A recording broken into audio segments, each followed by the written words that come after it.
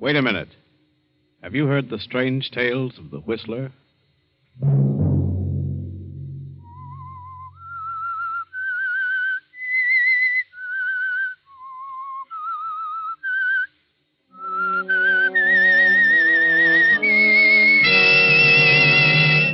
I'm the Whistler.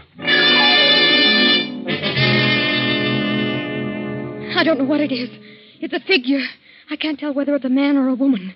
It comes through the door and walks with outstretched arms toward my bed, reaching for me. Sunday night, and again CBS presents The Whistler. I, the Whistler, know many things, for I walk by night.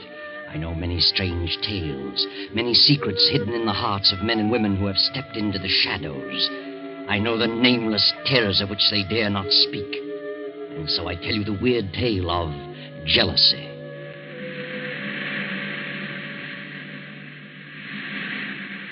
At the edge of the cliff overlooking the sea sits a gray stone mansion, weather-beaten by the storms of several decades. To this mansion, Gilbert Durant brought his bride, Lucia. That was 4 years ago. Gilbert and Lucia were quite happy until last year, when Lucia's half-sister, Beverly, came to live with them. And gradually, something began to happen. At first, Lucia realized that Gilbert's ardor was beginning to cool. He became more absorbed in his writing. Then she felt the cold clamminess of the stone structure almost creep about her and clutch her. Fear grew in her mind, a fear that nearly took her breath. It is evening now, and Lucia, having excused herself at dinner, tosses on her bed in a fretful sleep. No. Don't! Get away from me! Ah! No! What's wrong? Benson, come in! What was wrong? Why were you screaming? Benson, I must have been dreaming. It was horrible. You're white as a ghost. You're shaking like a leaf. Yes, I know. Oh, Mrs. Benson, I can't stand it. It's driving me mad. That makes the 4th or 5th time I've dreamed the same thing. The same thing in every detail. I've never heard you scream before. It always comes a little closer to me. Tonight, it almost reached me. It? What do you mean? I don't know what it is. It's a figure. A human figure. But I can't tell whether it's a man or a woman. It comes through that door and walks slowly across the room with its arms outstretched, reaching for me. Are you sure you were dreaming? Oh, now that I think of it, it isn't like a dream, an ordinary dream. Its reality seems to carry over even after I'm awake. Oh, that's what's made you so ill. This dream, if it is a dream, means something? Is that what you think? It's a premonition? Perhaps. What time is it? 9 o'clock. Where's Gilbert? Your husband went horseback riding over an hour ago. Your sister went with him. Beverly? Why didn't he ask me to go? Well, you know you haven't been feeling very well lately. Oh, yes. Yes, of course. Well, if you're feeling better, I'll go back to my room. Oh, yes, I'll be all right. Good night. Good night, ma'am. Beverly. Gilbert and Beverly.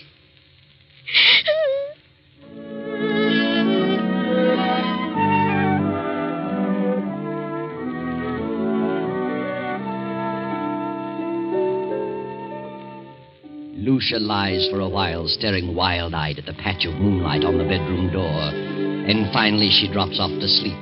Then as the clock strikes 10:30, the door opens slowly, silently.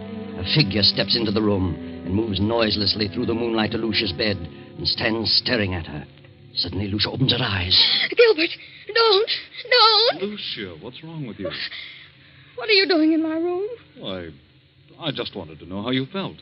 How long have you been standing there? Oh, just a few seconds. Oh, I was dreaming, I guess, and when I woke up, you startled me. Why were you yelling, don't?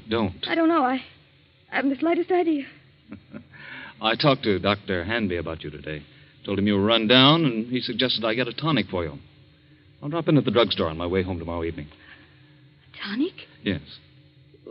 What is it? Oh, I don't remember. Something in strychnine. Strychnine? Yes, he said it would give you an appetite. Where have you been, Gil? Oh, I've been riding. Nice moonlight night. Very pleasant. Did Beverly enjoy it? Yes, she's an excellent rider. I've decided to buy that filly from Thompson. Going over there tomorrow afternoon. Beverly going with you? Yes, she's a good judge of horse flesh. Why? Nothing. I just asked. Well, good night, Lucia. See you at breakfast? Yes. Good night.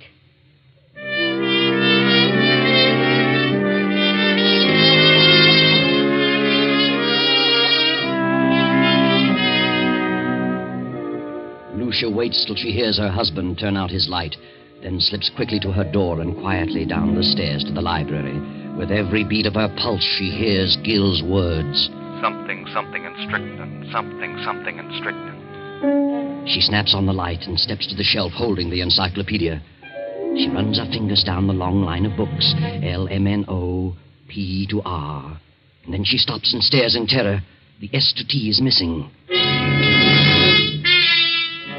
Lucia glances wildly about the room, and then she sees it. There on the desk, the missing volume, and open. She rushes to the desk and stares down at the open page. Good Lord! It's true. It's true.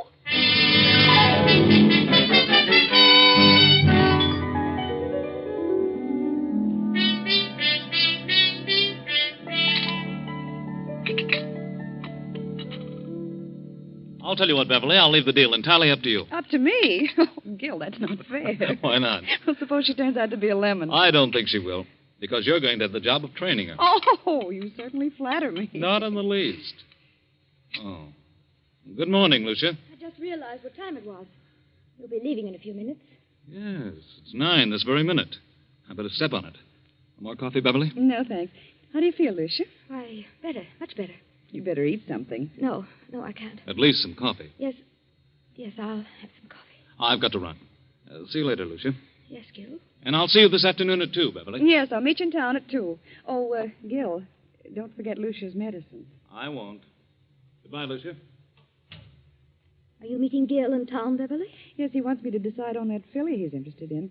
Where did you learn so much about horses? Well, it seems to be natural. Why don't you get interested in horses, Lucia? Why should I? What are you interested in? Well, I'm interested in a few things. My husband in particular. You don't act interested in anything. Really? If you'll take my advice, you'll snap out of this coma and get some pep. Does Gil like women with pep? Well, no man cares about a woman who sits around and mopes. I think you're a hypochondriac. Do you? You should do something about it. I intend to. I intend to do something about it. I'm glad to hear it. Get out and do things. Play games, golf, tennis, swim, and ride. Maybe this medicine will fix you up. You know all about it, do you? What is it? Oh, I don't know. It's a tonic, a builder-upper. I wish I could believe that. At least you can try it. It won't hurt you. No? I wonder.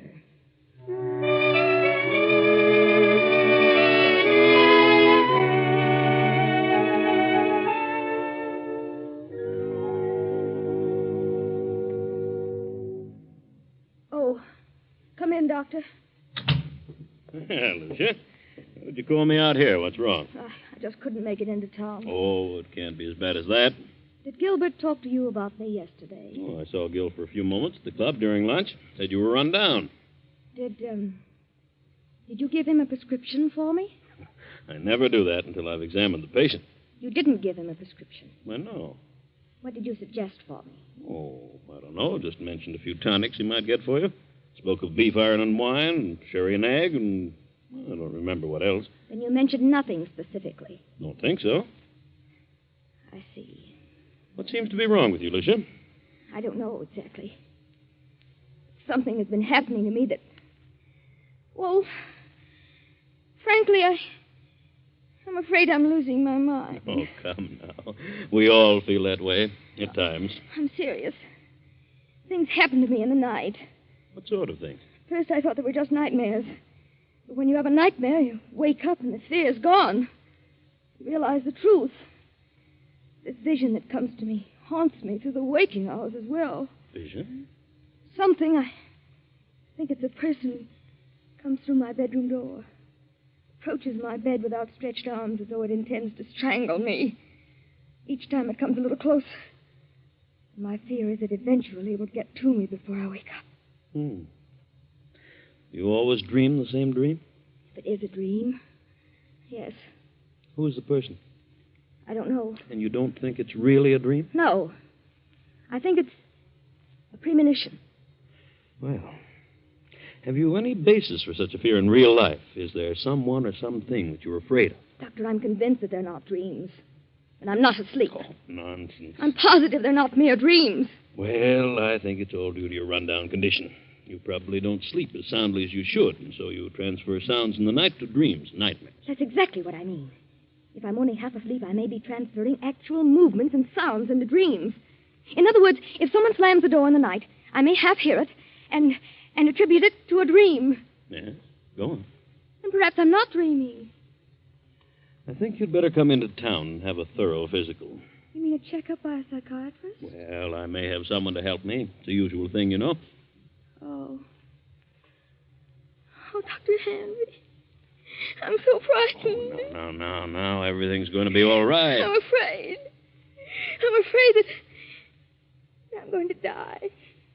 That someone is trying to kill me. You're not going to die. That's ridiculous. I'll call you and make an appointment. Very well.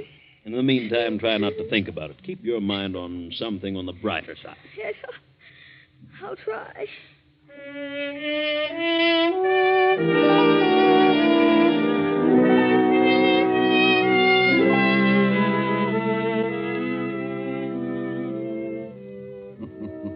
Yes, try, Lucia. Try hard to keep your mind on something brighter. But you can't, can you? That awful gnawing of jealousy and fear occupy every moment. Gil and Beverly, Gil and Beverly. How could they do such a thing? Then, as the afternoon fades and dusk sets in, there is a knock at Lucia's door. Are you asleep, Lucia? No, I'm not asleep. How are you feeling? I seem to have developed a headache. Have you eaten anything today? No, I didn't care for anything. Well, this will help him. Better take a dose now. I'll measure it for you. What is it? Why, it's the tonic. Did Dr. Hanby prescribe it? Oh, yes. Yes, he did. Where's Beverly? Down in the library. Did you buy the horse? Yes, Beverly thought you was a fine animal. I didn't know Beverly knew so much about horses. She's a horsewoman after my own heart. Is she? Rides like the wind, too. She had intended to go home tomorrow. She's staying on? She's got to. I wouldn't think of her leaving now. Why not? Well, for one thing, she's going to train the horse. And what else? Why, nothing else. Here, take this. It's a little bitter, but you'll get used to it. Gil. Go ahead. It won't hurt you. I don't want it. And why not? It has poison in it. Well, I suppose it does have a little, yes, but only enough to act as a tonic. I don't want it. I won't take it. I won't. Are you going to act like a child? Take it and quit arguing. I won't. This is ridiculous. I tried to do anything for you, and you act like a spoiled kid. I can't take it. You're impossible, Lucia. I'm afraid. You need this medicine, but you're too confoundedly stubborn. You'd rather sit around and mope all day. Very well, there it is. You can take it or not. Disgusted trying to help you pull out of this. Good night. No, wait, Gil. I'll take it. I'll take it. I don't care whether you do or not. There, I've taken it.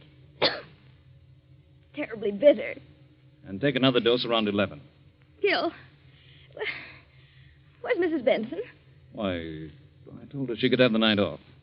Thought she might like to spend the evening in town. You let her off? Yes, she's been sticking pretty close lately. Oh, yes. Yes, she has. Good night. Good night, Lucia.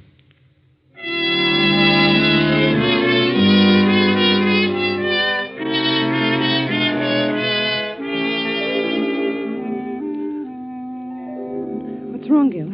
You look upset. I am. Lucia didn't want to take it. No? Why not? She's afraid of medicine. What are you going to do? She finally took a dose of it. If I know her at all, she'll never take another drop. Well, she's got to take it, Gil. You've got to figure out a way to make her take it. It can't be disguised. It's too bitter. Try something else. I'll try and coax her into it again. Isn't there something that tastes more pleasant, or something that you could put in milk or orange juice? I don't know. Well, I'll find something. Of course you will. You've got to. I think Mrs. Benson is the cause of her dislike for medicine. She's keeping her upset. I'm going to let Mrs. Benson go for 2 or 3 days. And maybe something can be accomplished. I'll speak to her now. Well, Benson, what are you doing standing here in the dark?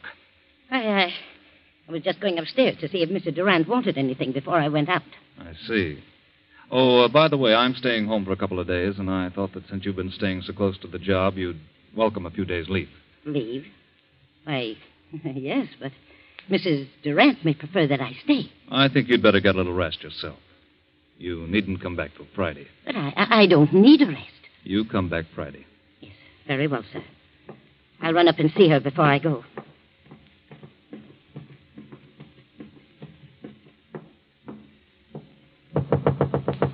Come in. Oh, Benson. I thought you'd gone into town for the evening. I'm leaving in a few minutes, but I had to see you. Oh, I'm glad you came up. I've got to talk to someone. I know now they're not dreams. They are premonitions. And I know who's trying to kill me. Who? My husband and Beverly. I know. You know? I just heard them talking low in the library. They were talking about the medicine. He said you were too stubborn and probably wouldn't take another dose.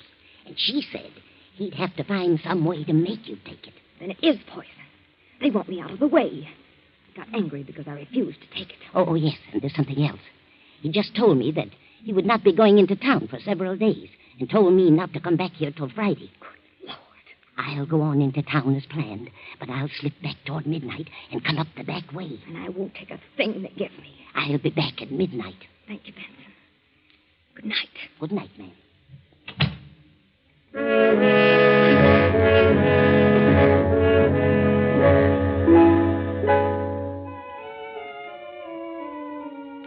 A few minutes before 12, Mrs. Benson returns to the mansion. No lights are burning, so she makes her way quietly through the back entrance, slips up the stairs, and taps lightly on Lucia's bedroom door. Mrs. Durant. Mrs. Durant. Then she turns the knob, opens the door, and snaps on the light. Mrs. Durant, are you here? Then Benson steps quickly toward the bed. The bed is empty, but a horrible sight meets her eyes. Blood. Blood all over the bed. They've done it. They've murdered her. Give me the police department.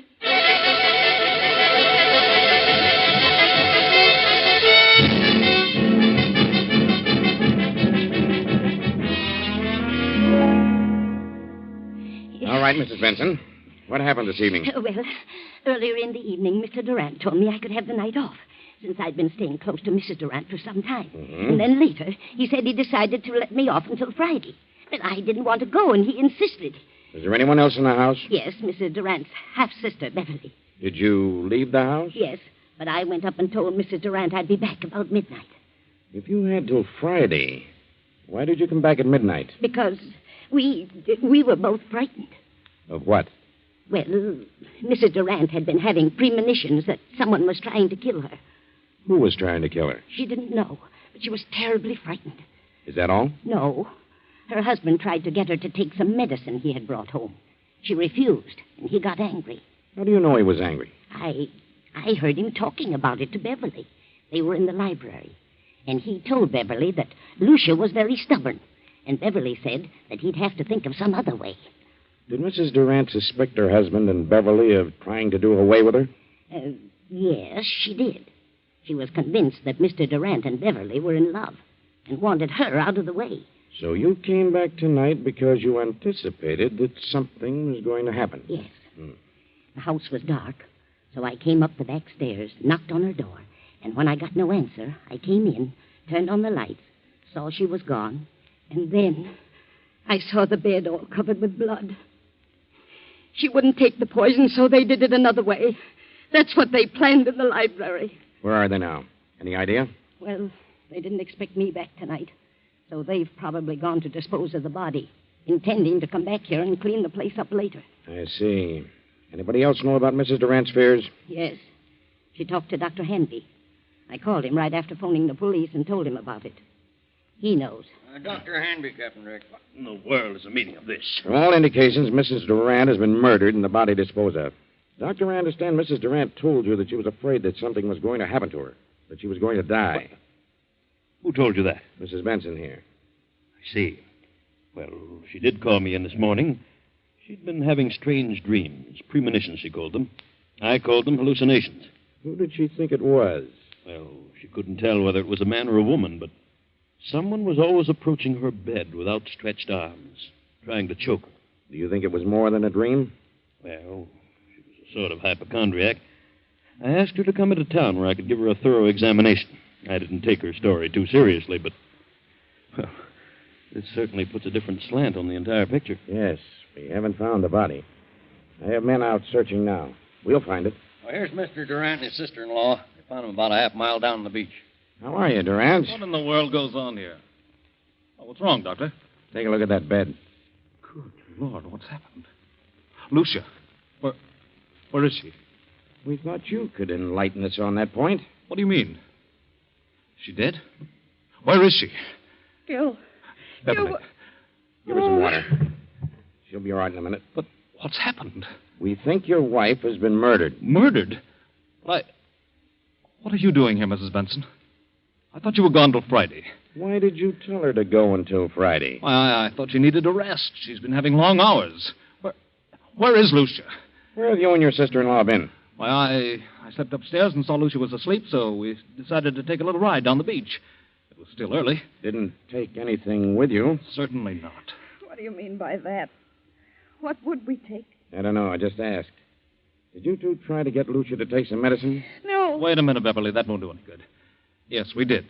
She was run down and needed a tonic, but she refused to take medicine. Why did she refuse? I don't know. Maybe she was afraid of being poisoned. That's ridiculous. Why should I want to poison her? I loved Lucia. How long has your sister-in-law Beverly been here with you? Why, I don't know. It's quite some time. Just a minute.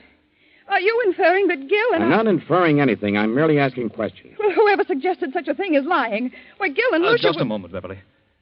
Mrs. Benson, what have you been saying? What did you tell them? I told them the truth. You think I planned to kill Lucia? Is that it? Yes, you and this woman. Why, that's ridiculous. You tried to get her to take some medicine. She knew you were in love with her sister, and you were trying to poison her. When did she come to that conclusion? She had premonitions. That means nothing. And besides, I heard you talking, you and Beverly, planning the whole thing. What? She's out of her mind. I heard you, I tell you. When you realized Lucia wouldn't take the medicine, Beverly said you'd have to think of some other way. Some other way to what? To get rid of her. What else? This is the most amazing thing I ever heard of. Dr. Hanby, you know better than this. Do you think I had a reason back of wanting to know about various medicines? No, I didn't. Not at the time, but now... Now what? Well, I'm sorry to say it all adds up to something suspicious. Seems more than just coincidental. Do you think I killed Lucia? Well, look about you. Look at the room. What else am I to think? What was the tonic you tried to give your wife? It had strychnine in it. That right, Durant? Why, yes. It was one of the things Dr. Hanby mentioned. It was iron, quinine, and strychnine. Did you mention that, Doctor? Well, I suppose I did. It's a commonly known tonic. Did you add anything else to it, Durant? Certainly not. How about it, Sergeant? What's the report? Why, the bottle contained iron, quinine, and strychnine, and a heavy content of arsenic. Arsenic?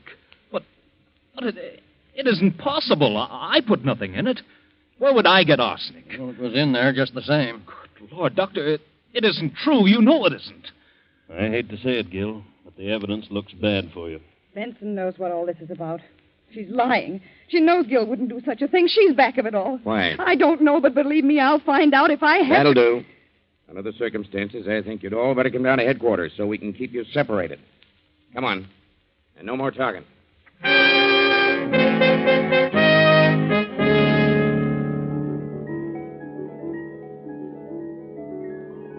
48 hours pass. Hours of relentless grilling, endless questioning. Finally, Gil and Beverly are released on a writ of habeas corpus.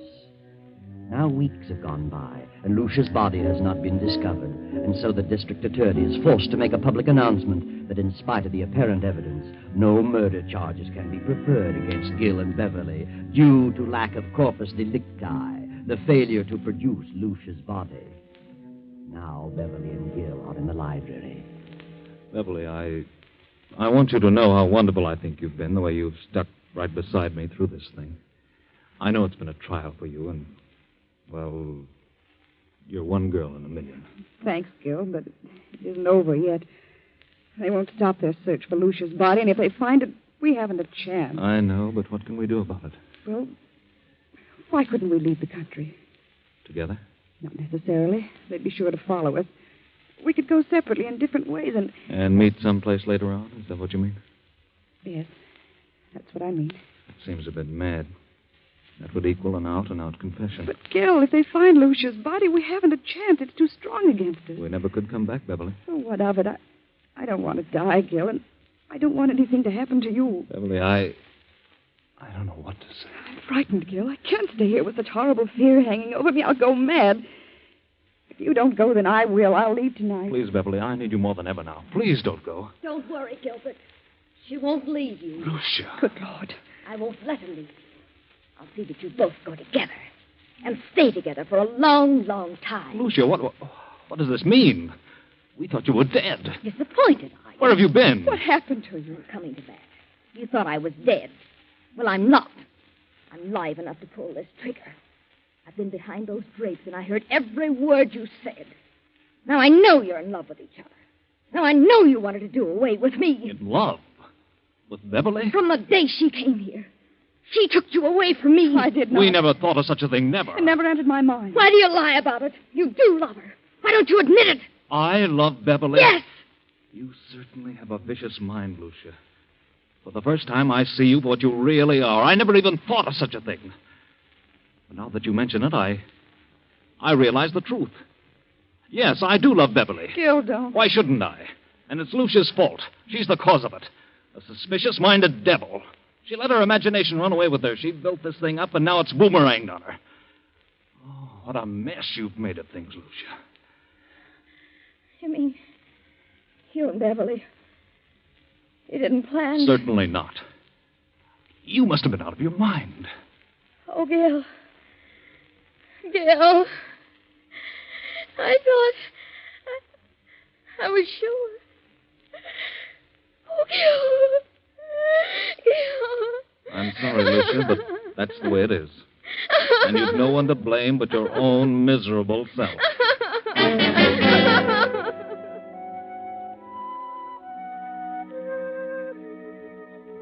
No one to blame but her own miserable, jealous, suspicious-minded self. Lucia planned the whole thing from the beginning. She thought they were in love, thought they were planning to kill her. Lucia never had a dream, never had a premonition. She planted that in the housekeeper's mind and in the doctor's. She put the rat poison in the tonic. She put the bedroom in disorder, cut herself and smeared blood on the bed, and then disappeared. But when she read that they couldn't bring a murder charge without the body, she came back to kill Gil and Beverly herself. You see, Lucia didn't know about that little article in the law called corpus delicti.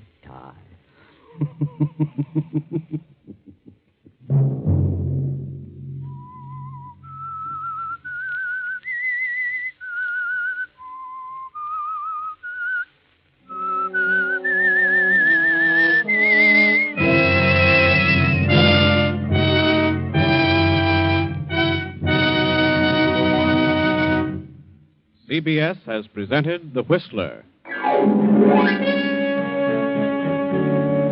Original music for this production was composed and conducted by Wilbur Hatch.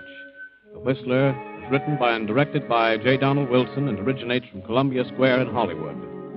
Next Sunday, 9:15. I, the Whistler, will return to tell you the eerie tale of Back from Beyond. Good night. This is the Columbia Broadcasting System.